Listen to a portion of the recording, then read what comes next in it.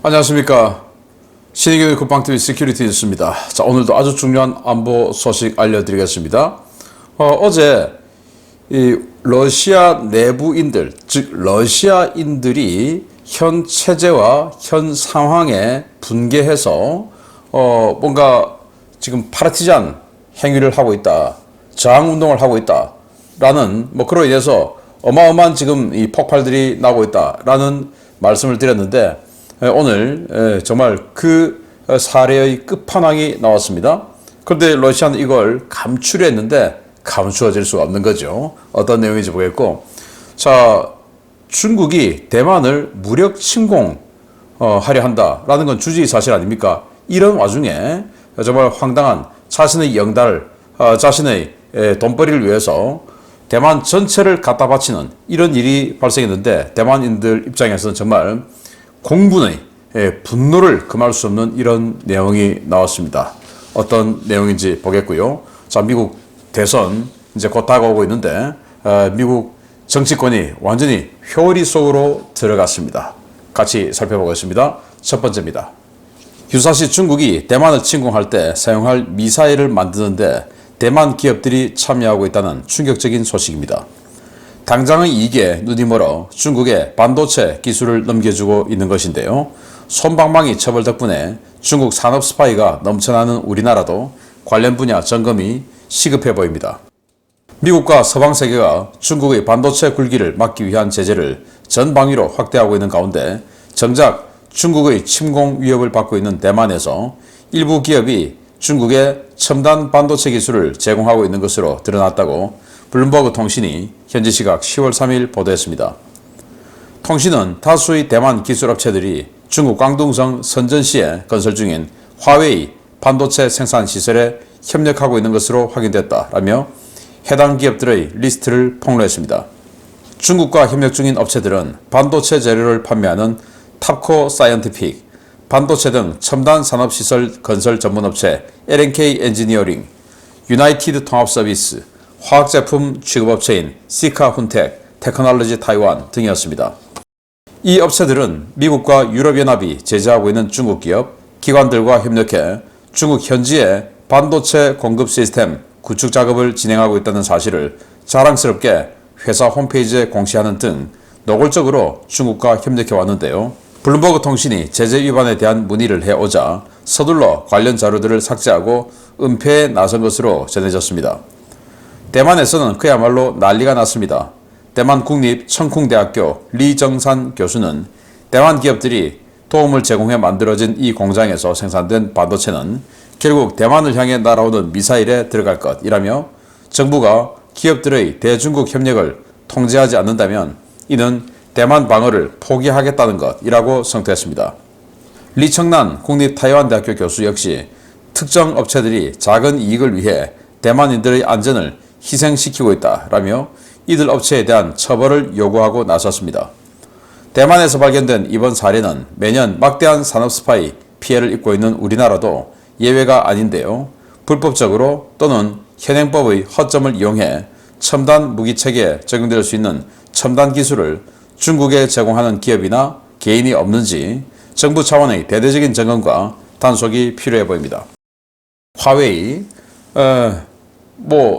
이 중국의 백도어를 통한 이 해킹, 정보 절취, 이런 것들의 대명사가 바로 화웨이 아닙니까? 우리나라도 이 5G 5세대 이 통신망에서 특정 기업이 화웨이사를 그렇게 하지 말라고 하는데도 불구하고 화웨이사 제품을 써서 우리들을 불안하게 만들고 있죠.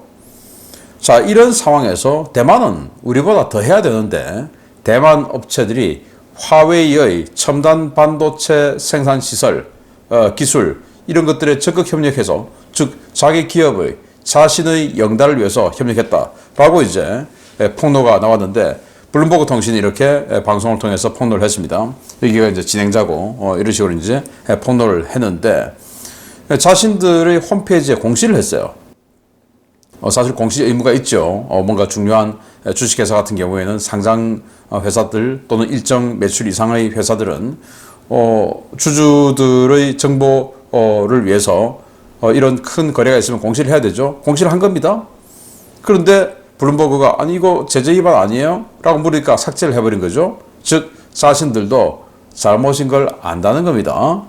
자, 그러면 이 화웨이가 만드는 반도체가 어디로 들어가겠습니까? 중국의 미사일 부품, 또 수리 부품, 신규 생산 부품, 중국의 무기, 요즘 무기에 반도체 안 들어가는 거 없죠? 거기다 다 들어갈 텐데 그게 결국 25년에서 27년 이 어간에 대만을 침공한다라는 예상이 지금 난무하고 있는 가운데 이 대만이 이런 식으로 나왔다라는 거죠.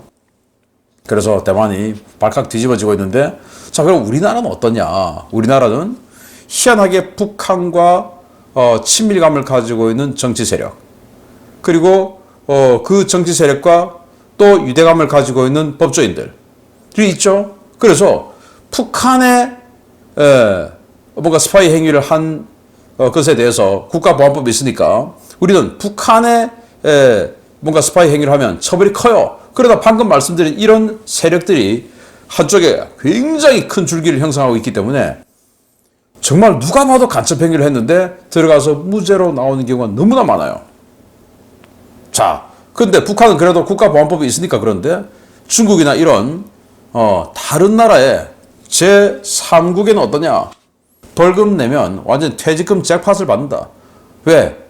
법 자체가 너무나 솜방망이 법이기 때문에 아니 뭐 이 정도 처벌받을 것 같으면 내가 지금 수십억 원, 수백억 원 준다고 하니까 이 기술 갖다 주면 우리 회사에서 내가 딱 USB 담아서 갖다 주면 그럼 뭐 수백억 원 받고 그리고 수억 원 벌금 내고 그리고 뭐 그 돈으로 변호사 아주 센 정관이후 변호사 사서 내가 나오면 되지 뭐 라고 해서 그동안 이 산업 스파이 솜방망이 처벌이 너무나 길게 이어가서 우리의 국부가 우리 자원도 없는데 결국 이 기술로 두뇌로 살아야 되는 나라가 이런 식으로 정말 피땀 흘려 만든 기술을 갖다 준다. 개인의 이익을 위해서. 그래서 우리도 이 간첩법에 대해서 북한만 바라보는 간첩법이 아니라 동맹국도 저는 해당된다고 봐요. 그래서 대한민국을 제한 모든 나라에 대한 간첩행위 정말 크게 처벌하고 그리고 그로 인해 발생한 수입들 뭐 은닉한 재산들도 있겠죠. 또 흩어놓은 재산도 있겠죠. 모든 것들을 다 소급해서 환수해야 된다. 그래야 이런 짓을 안 하지 않겠습니까? 반드시 우리도 해야 됩니다. 두 번째입니다. 미국 대선이 1년여 앞으로 다가오면서 극도의 전국 혼란이 벌어지고 있습니다. 도널드 트럼프 전 대통령 측근 그룹이 주도해 케빈 메카시 하원 의장이 해임되면서 미 정치권이 그야말로 혼란의 도가니 속에 빠졌습니다. 미 하원이 현지 시각 10월 3일 케빈 메카시 하원 의장에 대한 해임 결의안을 찬성 216표, 반대 210표로 통과시켜 미 헌정 사상 최초로 하원 의장이 해임되는 사건이 발생했습니다. 이번 사건은 지난달 말 극적으로 타결된 2024 회계연도 임시예산안에 대해 공화당 내부에서 비난이 빗발치면서 시작됐는데요. 공화당 내 강경파들은 메카시 의장이 민주당과 결탁해 부적절한 예산안을 통과시켰다며 10월 2일 해임 결의안을 제출했습니다. 민주당은 표결 당일인 10월 3일 오전 비공개 의원 총회를 열었는데요. 이 자리에서 메카시 의장에 대한 해임이 당론으로 결정돼 메카시 의장은 결국 하원 의장직을 잃게 되었습니다. 메카시 의장이 해임되면서 같은 당 패트릭 맥켄리 의원이 임시 하원 의장에 지명됐는데요. 하원은 조속한 시일 내에 새로운 하원 의장 선출 작업에 나설 예정이지만 이번 해임안 통과로 공화당 내 강경파와 온건파의 대립이 고조되면서 새 하원 의장을 뽑는 과정은 매우 험난할 것으로 예상되고 있습니다. 이번 사건은 트럼프 전 대통령의 측근으로 공화당 내 강경파를 이끌고 있는 맷 게이츠 의원이 주도하고 있는데요. 게이츠 의원은 공화당 내 자유지상주의 파벌인 프리덤 코커스의 핵심 인사로 트럼프 전 대통령과 긴밀한 관계를 유지하고 있습니다. 문제는 최근 성추문 입막음, 기밀 문서 유출, 대선 불복, 불법 대출 등 점점 기소 항목이 많아지고 있는 도널드 트럼프 전 대통령이 이번 사건의 배후에 있다는 보도들이 쏟아지고 있다는 것입니다. 현재 재판 중인 트럼프 전 대통령은 모든 혐의를 전면 부인하고 있는데요. 실제로 공화당 내 강경파들은 트럼프 전 대통령의 무죄를 주장하며 그를 중심으로 점점 더 결집하고 있는 모양새입니다. 차기 하원 의장 선거에서 프리덤 코커스와 친 트럼프 파벌 출신 인사가 당선될 경우 이미 지지율 1위를 달리고 있는 트럼프 전 대통령의 당 장악력과 차기 대선 당선 가능성은 더욱 높아지는데요. 내년 대선에서 공화당이 정권을 탈환하면 국제정세는 전례 없는 대혼란에 빠질 것으로 예상됩니다. 자, 메카시 하원 의장이 해임돼 버렸어요. 왜? 지금 공화당이 다수당인데 왜 해임됐냐? 공화당에서 해임안을 제출했기 때문에 마치 박근혜 전 대통령 탄핵안이 가결된 그 상황하고 비슷하죠. 당내 반대 세력이 나와버린 겁니다. 그것만 아니라면 결코 해임될 수 없는 상황인데 그래서 216대 210 그러니까 공화당에서 반란표는 크게 많지는 않죠. 그렇지만은 민주당이 당론으로 해임하자라고 결정해버리니까 반란표 몇 표만 들어와도 해임돼 버린 겁니다. 그래서 이 반란을 주도한 사람이 바로 이 사람인데 맥 게이츠, 트럼프, 친트럼프 성향이다. 자, 그래서 지금 이 당내 TV 토론, 후보자 경선 TV 토론 이런 데 안 나가도 압도적으로 이 1위인 트럼프 대통령 그리고 바이든 현 대통령하고 여론조사에서도 계속 앞서고 있는 이 트럼프 대통령이 이 사태의 막후에 있다. 왜냐? 메카시가 원래 친트럼프 성향이었다가 지난 그 대선쯤에서 그 이취임식 하는 그쯤에서 반대로 돌아섰기 때문에 그에 대한 보복이 아니냐라는 건데 이 명분은 뭐냐면 내년도 예산안이 부적절하게 짜졌는데 그래서 계속 반대해서 뭔가 지금 이 셧다운 10월 1일부터 셧다운에 들어가서 이 정부를 곤란하게 만들어서 정부가 협상에 나오도록 만들어야 되는데 그걸 9월 말에 이 메카시 의장이 민주당과 협상을 해서 45일간만 임시로 통과시켜주는 그 임시 가결을 해버렸죠. 그러니까 자신들은 이 민주당을 굴복시켜야 되는데 메카시가 그걸 연장해줬다.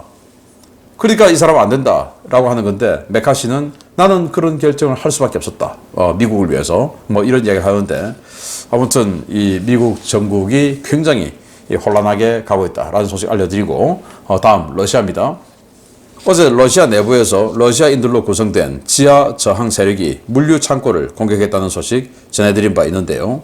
지난 9월 18일 야간에 있었던 러시아 핵전쟁 지휘기 운용기지 공격 역시 러시아인들에 의해 이루어졌다는 수사 결과가 유출되었습니다. 러시아 전역에서 반체제 무력투쟁이 점차 본격화되는 모양새입니다.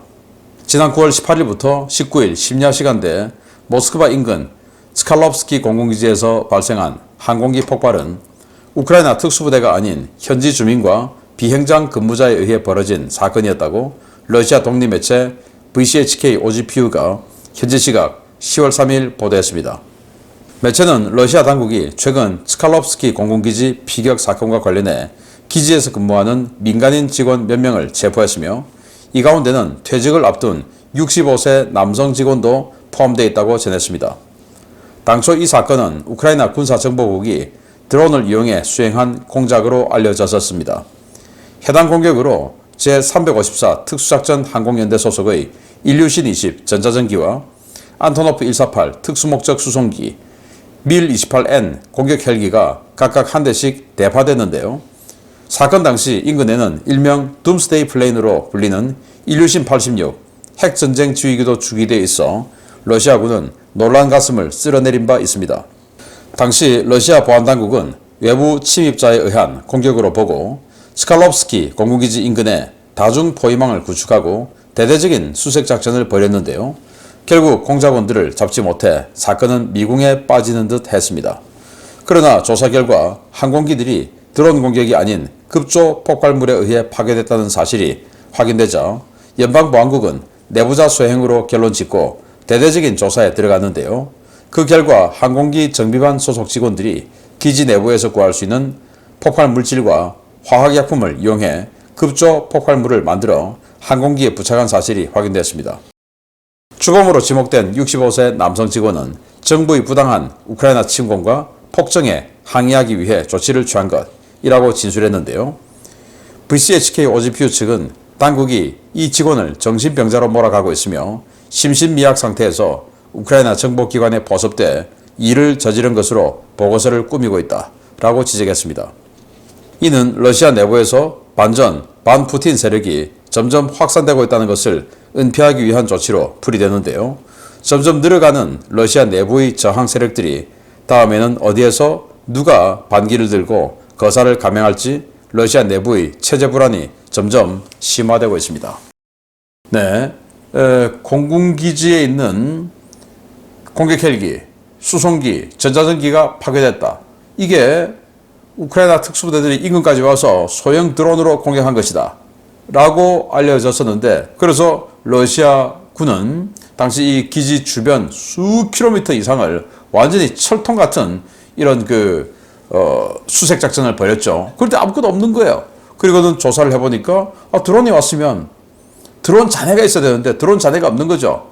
그래서 잔해를 보니까 사제 급조 폭발물 IED의 잔해였던 것이다. 자, 그러면 사제 급조 폭발물을 여기다 갖다 붙이려고 하면은 내부자 아니면 안 되죠. 그래서 CCTV를 확인해 보니까 내부자였더라 라는 거죠. 자, 그래서 이 비행기들입니다. 여기가 이제 전자전기고 여기가 수송기들 뭐 이런 것들이 이제 파괴되는데 제법 여기저기 떨어져 있는 것들을 파괴를 시켰죠. 또 만약에 실제 우크라이나 특수부대가 이 비행기들을 공격하려고 했다면 이 비행기를 때렸겠죠. 이 기지에 지금 있는데 핵전쟁 지역입니다. 상징성이 대단히 크죠. 그래서 이 비행기를 때렸을 텐데 뭐 그냥 수송기 그리고 전자전기 이런 것들 때렸다. 이거 좀 타겟팅이 좀 이상하다 라는 거 저도 그때 느꼈었는데 역시 내부 소형이었다. 그래서 그 중에 정비반 반원들이 몇 명이 이제 일을 저질렀는데 그 중에 65세 남성이 주범이다 라는 건데, 이제 결국 그 사람 말은 이 지금 현재 우크라이나 침공이 잘못됐다. 그리고 푸틴 폭정이 잘못됐다. 그래서 그게 항거하기 위해서 했다라고 하지만 러시아 당국에서는 이게 퍼져나가면 그래 나도 하자, 맞아, 저 말이 맞네, 이제 이렇게 여론이 확산되겠죠. 그래서 이걸 덮어버리고 우크라이나 특수부대가 한 짓으로 몰아가다가 이게 이제 알려지니까 그럼 어떡하냐, 이 사람이 정신병이 있었다. 그래서 정신이 온전하지 못한 상태에서 우크라이나군이 포섭을 해서 벌어진 일이다. 그러니까 제정신 아닌 자가 한 거지, 제정신이면 조국을 위해서 이런 짓 안 한다 라고 지금 뭔가 프레임을 짜고 있다 라는 건데요. 아무튼 뭐 어제는 물류 창고에서 파괴돼서 남부전선의 상당수의 러시아군이 이 추운 이제 다가오고 있는 이 혹독한 야간 추위를 견디지 못하게끔 만들어 버렸는데, 이런 식으로 이제 여기저기서 우크라이나 특수부대가 아닌 러시아인들의 어떤 그 정의에 불타는 마음에 의해서 이런 일들이 발생하고 있다. 이거 정말 이제 러시아 앞으로 큰일 나겠죠. 그러면 이런 정의에 불타는 게 CIA가 그랬죠. 최고위층에도 접근하고 있다. 최고위층 푸틴 자기 주변을 누가 믿겠습니까? 이제 이런 식으로 나오면 요리사를 믿겠습니까? 요리사 못 믿으면 음식이나 먹겠습니까? 김이상궁처럼 은수저 갖다 대서 자기가 먼저 맛보는 사람 있어야 되겠네요. 자, 기가 차는 러시아가 돼가고 있습니다. 마치겠습니다. 감사합니다.